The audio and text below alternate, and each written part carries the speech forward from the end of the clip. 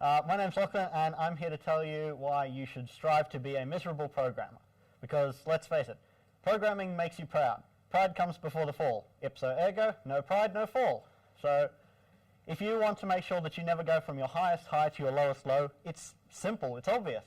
Just be in your lowest low all the time. Hate everything. Be miserable 100% of the time. You've never got to worry about falling into it again. In order to be miserable all the time, though, you have to make sure you hit all key areas, such as planning and customer interaction, or its lack thereof, because let's face it, it's useless. Project setup and tooling, though we've already got our tool, so why do we need that?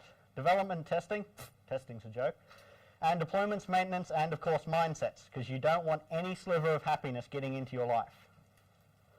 We begin our descent into madness, I mean misery, with acting now and planning never, because we are experts. We know what we're doing. If they didn't want us to tell them what to do, they wouldn't have hired us. And as every programmer knows, planning, it's just wasted time, really. I mean, come on. That hour you spend in programming could be an hour that hour you spend planning could be an hour programming instead. And plans always change anyway, so why would we waste all of our time getting to know the customer, developing a plan, and then, oh, they changed their mind, that's all gone. It'll be fine in the long run, I'm sure. It'll be fine. If it's not, we'll fix that later. That's a future use problem. The next thing, of course, we need is we build first, verify later. Because if we have this problem, everybody must have this problem. If they don't, well, they would have found a solution, and we haven't, so obviously we are the solution. We also need to realize that nobody knows what they want. You go out to a customer, you show them something, they don't really know what they want. You tell them what they want. That's the way it works, right? And we need to get to market ASAP, so we can't spend time talking to customers. Just build it, ship it, she'll be right. We also need to make sure that we constantly, always, underestimate and over-deliver. If someone asks you how long something will take, you know it'll take 2 weeks, you tell them 2 days. Without a doubt, absolutely. Why? Because work always comes first. You do whatever it takes to make sure that you get work finished. If you need to spend extra time in the office, you do that. If your friends and family are starting to worry about you spending 18 hours and sleeping in the office, you cut them out of your life. You don't need that toxicity involved with you. You just get rid of them, okay? Work first. And remember, if it is not perfect, it won't be accepted. So if you see this little bit of polish that you can add, or this one little feature that the user didn't request, you put it in. Because if it's not, they'll reject it. You're a failure. You shouldn't do that, ever. Now that we've covered the fallacy of planning, let's talk more about our tools. Specifically why Git and GitHub and all of its associated things is just unnecessary fad. I mean, think about it. You have to download a new program, you have to learn a bunch of new tools, you have to learn new commands, you have to get all set up. What happens if you end up with merge conflicts, blah, blah, blah, blah. Let's just ignore all that, all the unnecessary overhead. I mean, just look at PRs. You request a PR from someone else, straight away you've wasted someone else's time. You know what? We don't need that. We know that the code we write is perfect. We know that we are perfect. So we don't bother with that. And we especially don't worry about working branches. I mean, come on, merge conflicts, everyone's dealt with them. We don't need that. We just push straight to master. If someone else gets in first and breaks our stuff, well, that's why force push was invented, right? Just get it in there. The next thing, of course, is telling everyone why our language is the best language and choosing the right problem for our solution. Because our way is best. And new tech requires time invested into researching and learning, and let's not do that. You've been using WordPress for 20 years. It's fine. Just stick with it. And why would you ever research a new tech? Why would you look at the pros and the cons and weigh this and that when you can just get it in there, just get it done, right? Doesn't matter that it's like a 4,000 line file. It's fine. It's good. Just get it in there. The other thing to look at here is IDEs. Specifically, we're not going to use them. We don't need IDEs. Why would you use an IDE? It's a new tool. You've got to re-download it. You've got to reset it up. You've got to blah, blah, blah, blah, blah.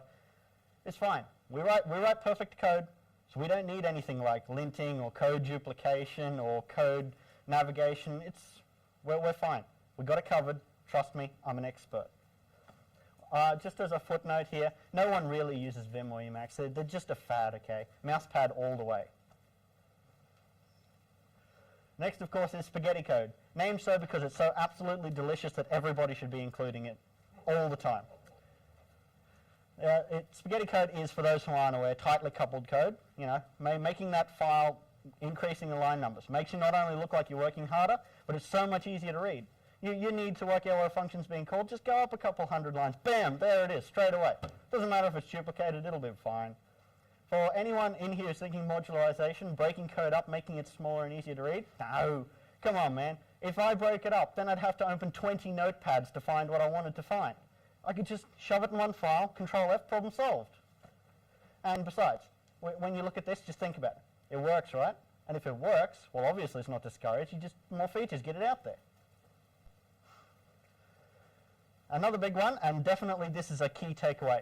There's a library for that, so always make sure that you write as little code as you possibly can and leverage as many libraries as you can. If you find a library, you don't have to maintain it then. It's someone else's problem. You just pick it up, you put it in. If it does what you want, beautiful. If it doesn't, you pick up another one. If two of them do two different things you want to do, just put them both together. It's fine. There's plenty of tooling for it. If people didn't want us doing this, we wouldn't have Bower and NPM. It's obviously the right way to go. It's the future. Just as an aside here, if you ever do find something that you're like, this library seems a little bit excessive, just remember, copying and pasting from Stack Overflow is perfectly valid. Just make sure you don't waste your time reading those questions and the security holes and the warning it'll allow leaked credit card details. That's not for you to worry about. Just put it in there, test it, yeah, that works, okay, carry on. It's fine. Testing, well, I suppose I have to cover this one. We know it's useless, right? No, but nobody really tests anymore. I mean, you test it manually, right? Once it works, it works. We know our code works. We'll just ship it, problem solved. Besides, we know we don't write buggy code. The code we write, it always works, 100% of the time. If someone else picks it up and it doesn't work for them, well, obviously they're using it wrong. They need to be using it right. It's not my problem then. Besides, have you ever tried setting up CI of any kind? You spend hours or days trying to set this up and tweak this thing, reset that, resend your file. Nah. Don't worry about it. You can be using that time programming instead.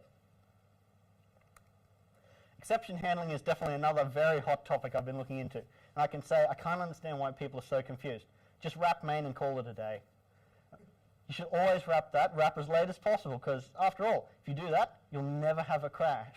Your program will never crash, your users will never use any data, and there's nothing better than being able to go up and say, hey, wrote a 4,000 line file, nothing crashed, I'm that good. Plus, as an added bonus to this, by doing it in one place, you only have to ignore handling in one place and one place only. Because let's face it, if something does rarely happen, it's the user's fault. They did something we didn't intend. That's their fault. It won't happen again. If it does, well, look, they'll learn for the future, okay? They'll learn not to do that. To-dos are, of course, another big one, and something everyone should be using. Has everyone ever heard of GitHub Issues or Trello? Definitely overhyped. No, don't need that at all. We've got our file. Why would we send it off to a third-party service when we can just, bam, smack a to-do right in the code there, problem solved? Not only do you have the issue tracked then, but you also know exactly or approximately where it needs to be done. That's all you got, straight away. You want different types? You just change that to-do to a not yet implemented or cannot reproduce. No problems at all then. It's right there in the code whenever you need it. And if anyone's concerned, don't worry. We'll come back to it later. We never leave to-dos in our code too long. This, of course, comes into debugging itself. Specifically, debuggers are annoying. They're difficult to use. Have you ever tried setting one up?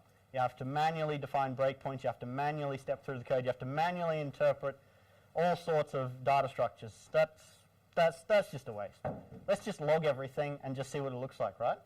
Well, once it's logged there, you can just look at it forever and you can be like, oh yeah, I see that this data structure is exactly what I need. Keep it in there. Keep it in there for the future. So any other dev that follows in your footsteps will be able to see exactly how your program executes. Oh, and remember, there's libraries for logging. You can even style them. What's better than that? Pop in another library, bam, there you go. Nothing else you have to maintain.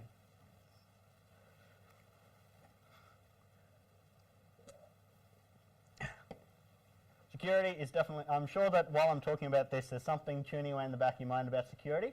Ignore that drone. After a few years, you'll get used to that and you'll just ignore it. Security should never be number one at all, okay? We're not ever going to be like that big, and all those stories of hacking and leaked details, it's just like media fad, really. Speed should always be number one. You should always focus on just getting that feature out there, and, you know, we'll get back to it later, and if not, well, that's a DevOps problem, right? That's why we hire them. Documentation is another fun subject. Specifically, don't do it, ever. Nobody reads it. I mean, look at how quickly it gets out of date. You add something, oh, need new documentation. You delete something, oh, got to remove that. You update something, oh, you got to do... That's just a waste of time. Let's just completely ignore that. Just never have it at all.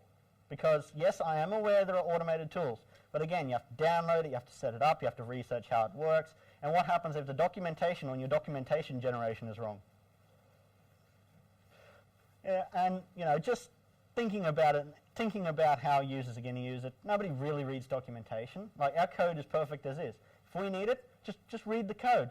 It's on line 2000. How hard could it be? Just read the code. It's problem solved.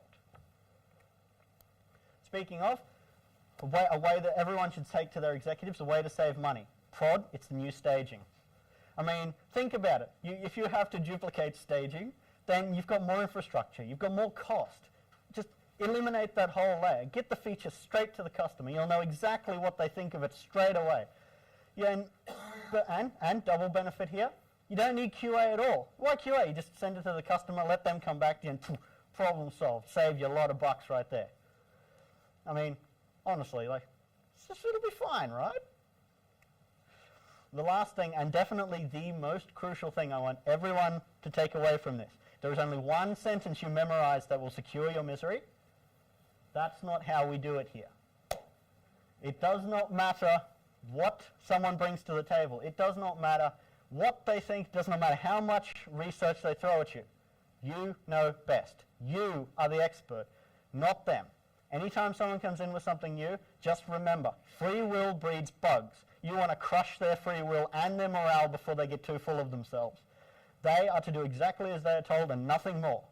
Remember, you spent all those years perfecting your language and perfecting your trade. You want to make absolutely certain that no one comes in and disrupts anything. Not like that's what startups do or anything.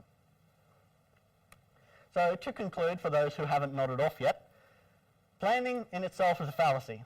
It's a waste of time, and honestly, we don't need it. We can be much better off just programming. Work always comes first. Remember, your friends aren't your friends if they actually want you to come away from the computer. Testing is overrated, so just don't even worry about that. And you, no matter what, know the best. You are the expert. If you maintain these things, that that's not how we do it here attitude, then before you know it, you will not only be miserable, but if you're lucky, you will be resented by absolutely everybody that knows you and will secure your misery for the rest of your life. Well, thank you very much then, and remember, keep miserable.